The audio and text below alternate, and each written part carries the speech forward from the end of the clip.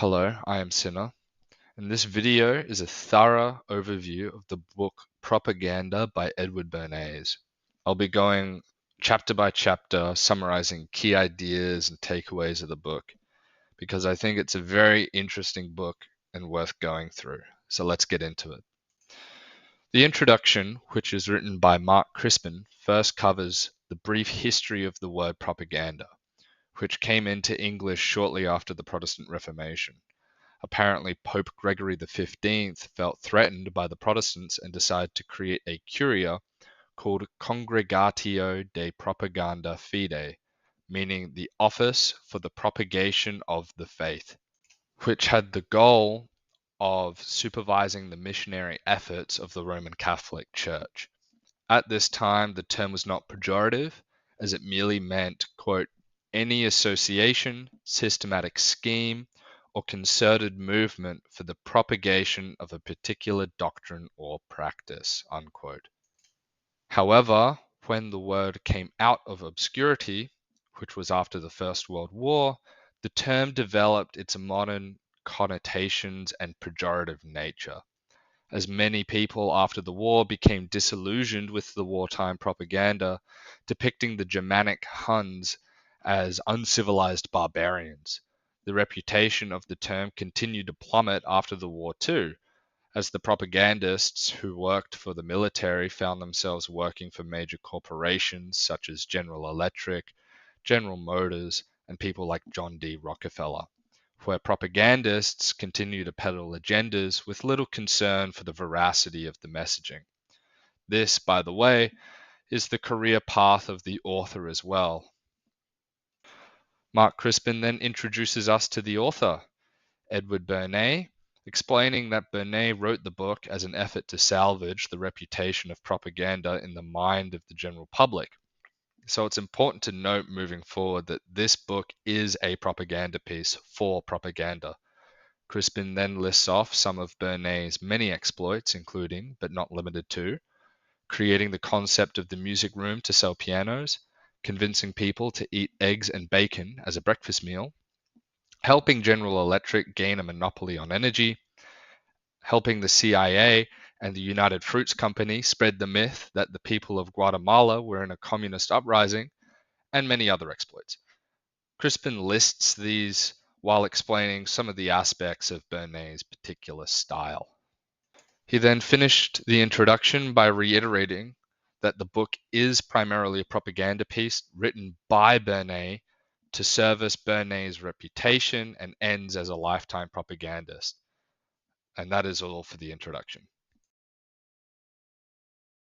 Chapter 1 simply covers two main concepts. The first being that there is an invisible government that guides the minds and opinions of the masses from the shadows, which is characterized as a sort of invisible, unorganized entity of mutual interests, rather than being a cabal of men in like a dark room of the White House. The second concept really just asserts a pluralistic view of American society, where people are not necessarily represented as individuals, but as members of particular groups. This is important when you are making propaganda, as you are not typically making it for the general public at large, but for a target audience. So it's important to know who you're pandering to. This chapter starts off by asserting what Crispin described in the introduction. Bernays argues that propaganda is not a malicious or dishonest enterprise, rather that it is just an organized attempt to change someone's mind. He also makes the claim that propaganda is more prevalent today than ever and that it is here to stay. He then touches on two things. First, that propaganda is most effective when you selectively propagandize based on the hierarchies and biases in interest groups. For example, someone who wishes to change American fashion shouldn't try to change the opinion of every American designer individually. Rather, it is more efficient to go to Paris and convince the Parisian fashion leaders to use this style or that fabric, and then the trend will quote unquote trickle down from Paris to New York and from New York to the rest of America. Secondly, that the desires of the people are only manifested in politics when an organized effort, propaganda or not, is used to change some particular outcome. Simultaneously, he argues that it is the work of the few that has led to progress and change in the USA. I'll quote directly from the text here. Quote, millions of housewives may feel that manufactured foods deleterious to health should be prohibited, but there is little chance that their individual desires will be translated into effective legal form unless their half-expressed demand can be organized, made vocal, and concentrated upon the legislature or upon the federal Congress in some mode which will produce the results they desire.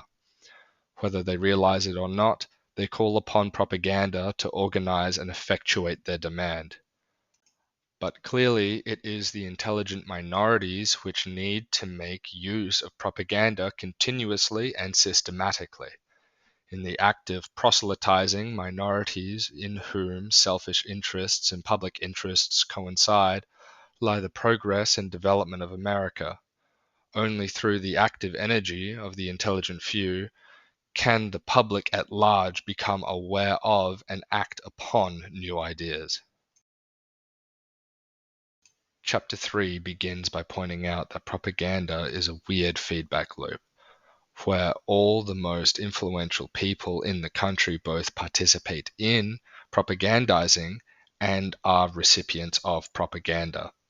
Think of the leader of your country as an example. He or she obviously has a propaganda machine to improve their reputation among the populace, but they themselves are also recipients of propaganda, perhaps from the media or from academia, or whoever they associate with or respect.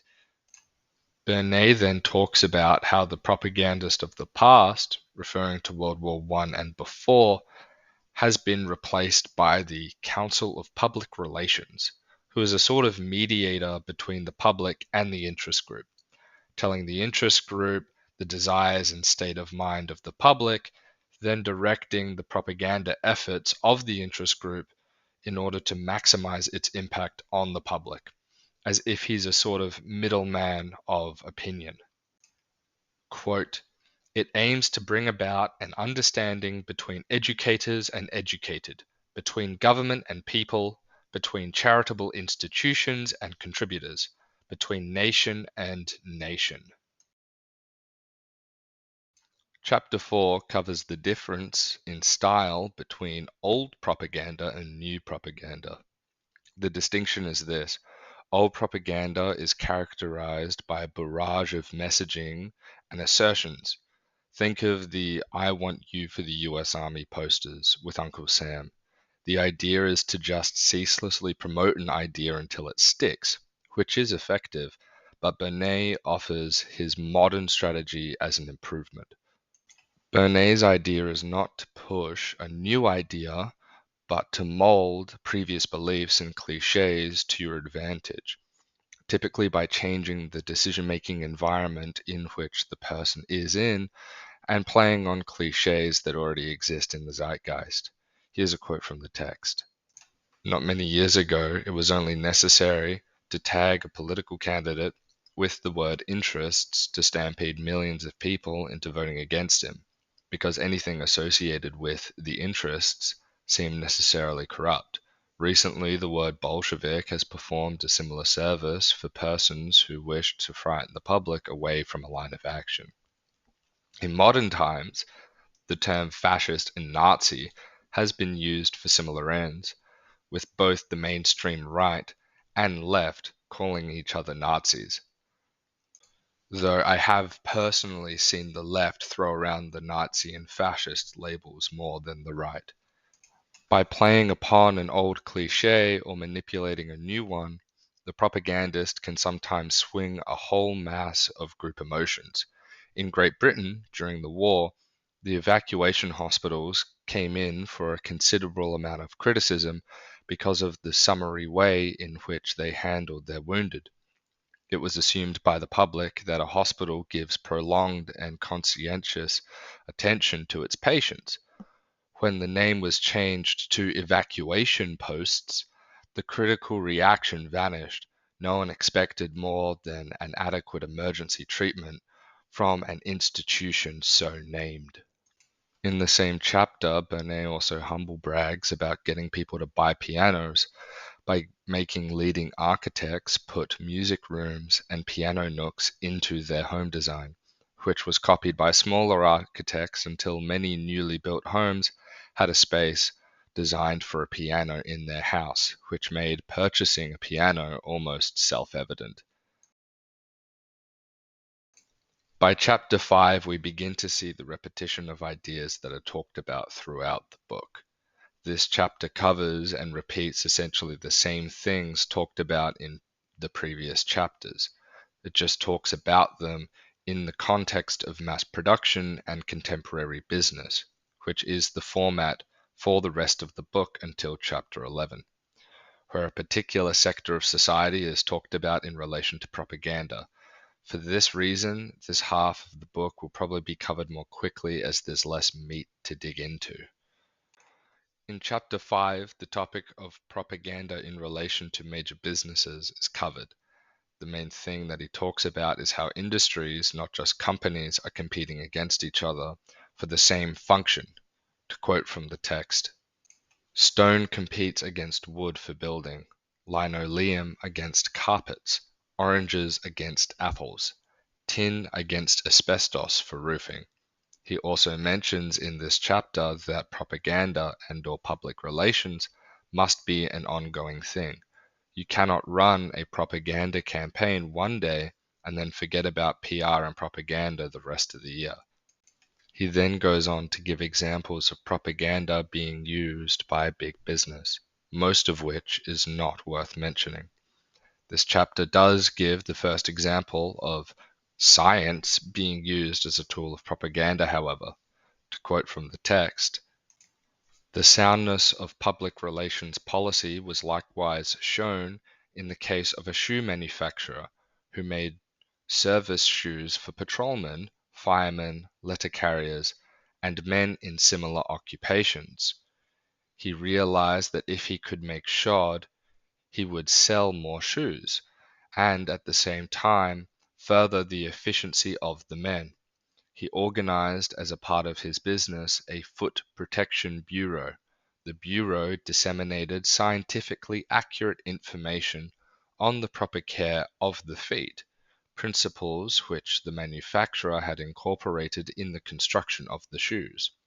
The result was that civic bodies, police chiefs, fire chiefs, and others interested in the welfare and comfort of their men furthered the ideas his product stood for and the product itself, with the consequent effect that more of his shoes were sold more easily. One last thing to note about this chapter and all the chapters moving forward is that this is where the propaganda of the book really kicks in, as this and the next 5 chapters are essentially an advertisement as to why using propaganda in each given sector of society is a good idea and a fruitful investment.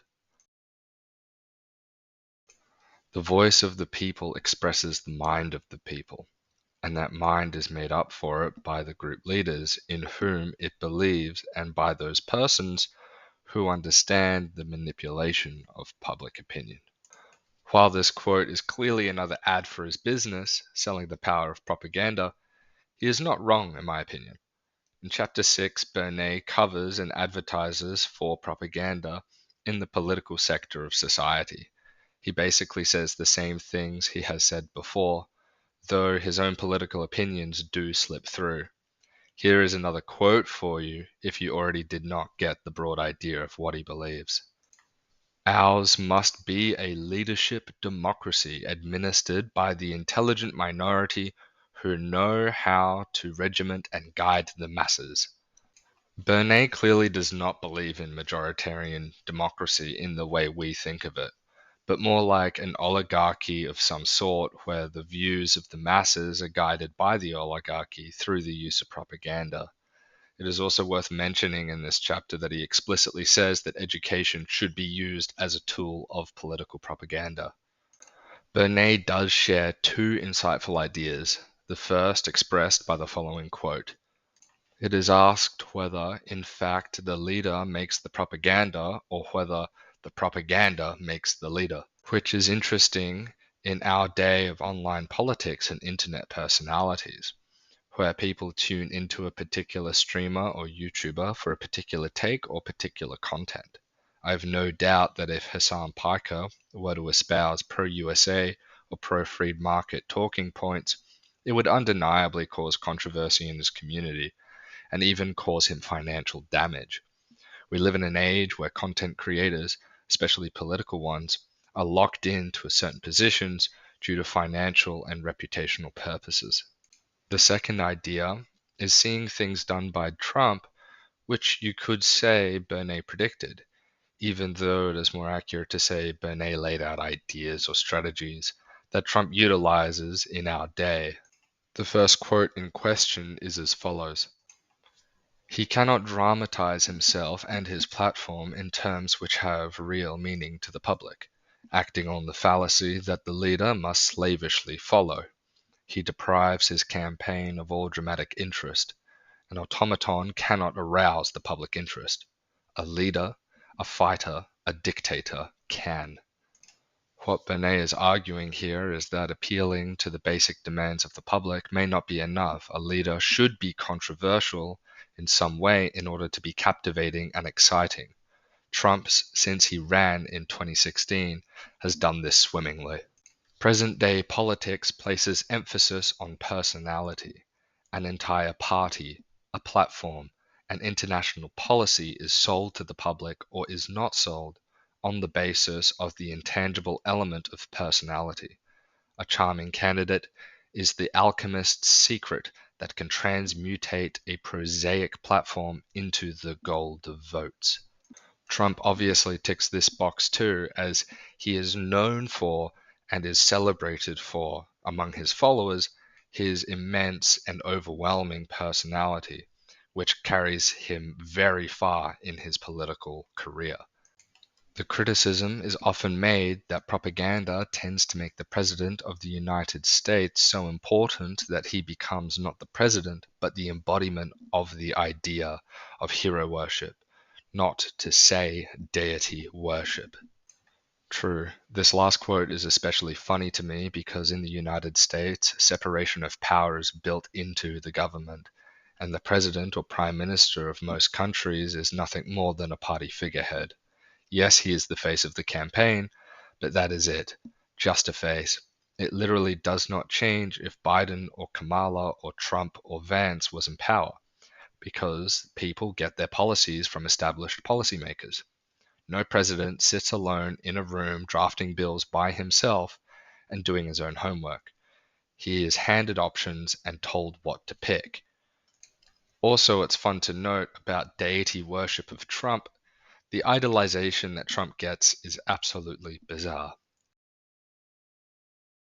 This is a notably short chapter where Bernays essentially just praises women for their effective propaganda use and nothing else really. One thing worth mentioning is that Bernays inadvertently shows that influencing policy does not necessarily need popular approval, rather enough influence on the right people. Quote, these organizations map out a legislative program and then use the modern technique of propaganda to make this legislative program actually pass into the law of the land. Bernays also gives them credit for many welfare programs and the prohibition of alcohol in the US as successful propaganda efforts by women. This chapter does not deal with propaganda in education, but rather it is an advertisement for educational institutions to use propaganda. Bernays argues that propaganda is underutilized by the university systems and is behind in regards to self-promotion. The most unique insight Bernays provides in this chapter is in regards to funding. He argues that if universities rely on the state for funding, they are at risk of reforming their educational institutions to conform to the political will of the state, making it eventually a tool of the state. Conversely, He argues that if they appeal to private enterprise for funding, they run the risk of becoming nothing more than a company-funded research institution. Quote, Yet, if this is the case, if the university shapes its whole policy toward gaining the support of the state legislature, its educational function may suffer. It may attempt to educate the people of the state at the expense of its own pupils. This may generate a number of evils, to the extent of making the university a political instrument, a mere tool of the political group in power. End quote. The endowed college or university has a problem quite as perplexing. The endowed college is dependent upon the support of key men in industry whose social and economic objectives are concrete and limited, and therefore often at variance with the pursuit of abstract knowledge. And it may well be, in many instances, that the demands which the potential endowers of our universities make upon these institutions are flatly in contradiction to the interests of scholarship and general culture. The solution that Bernays gives to this conundrum is more propaganda, which I highly disagree with, but his insights might help us understand the modern university today. The source of funding for our educational institutions have a strong influence on how they operate, and the state-funded institutions are really a reflection of the state ideology from this perspective. The term social service, as used by Bernays, references what we today would call an NGO. In this chapter, he basically argues that social service institutions are essentially specialized propaganda departments. Quote, Social services, in fact, is identical with propaganda in many cases. And quote, But in a broader sense, the very activities of social service are propaganda activities. There's nothing else really to say about this chapter besides the fact that I agree, personally. I think the main reason that NGOs today and the social services of yesterday are like this is because they are always funded to be an organization pushing a particular agenda to the broader society, which is basically a propaganda department. Not saying it's bad, I'm just saying that's what it is. Despite the name of this chapter, it mainly talks about art. This is probably the most outdated chapter, as the direction art took is very different to what Bernays expected. Bernays wrote, Manufacture is being modified to conform to the economic need to satisfy the public demand for more beauty. His idea is that propaganda can help share, demonstrate, and interpret beauty for the public, and democratize art by making it accessible to the public. This has not happened. Modern art has become extremely snobbish and exclusive to the minority of people who are interested in art culture, while the mainstream art, like music, movies, and architecture, has become lowest common denominator, cheapest, mass-produced slop. Also, due to the postmodern art movement, artists do not pursue beauty nor do they sell it. One other thing to note is that this chapter argues that controversy or deviation from the norm is used as a deliberate attempt to draw attention to something. Quote, A piano manufacturer recently engaged artists to design modernist pianos. This was not done because there existed a widespread demand for modernist pianos. Indeed, the manufacturer probably expected to sell few. But in order to draw attention to pianos, one must have something more than a piano. People at tea parties will not talk about pianos, but they may talk about the new modernist piano. Controversial take here, I think DEI is used as a tool to draw attention to media. It's a double whammy where you can virtue signal to the left while rage baiting the right into chucking a tantrum. Most people won't talk about television shows or movies or games, but if you make a few woke television shows, movies, or games, you can get people talking about the content your company makes, and that will bring attention to your company. Netflix does this a lot, and I would not be surprised if their woke movies and shows bring lots of viewers to their platform. because surely they would not persist in flop after flop for no reason. And that goes for any company that engages in this DEI stuff. This chapter is short yet very informative, maybe the most informative chapter of the book, in my opinion. Here, Bernays summarizes the book and adds some extra details about certain propaganda methods. The two key ideas from this chapter, however, is that propaganda is something permanently in flux. A strategy that worked yesterday may not work today, and maybe will work tomorrow. In the chapter, Bernays mentions that rallies are no longer effective form of political propaganda and will not help a candidate win his or her campaign, which is funny because Donald Trump very effectively uses rallies to build support. And in the modern day, going outside is less common, so it's seen as more impactful if a candidate does go outside and do on the ground campaigning as a way to signal to the public that they care about these issues they're campaigning on. The second thing Bernays touches on, which is quite prescient, is the idea of a personality as a propaganda tool, which in the digital age has become a great force. People now follow ideologies and philosophies less, and people more. It is easier today to learn what someone believes by asking, "Who do you follow?"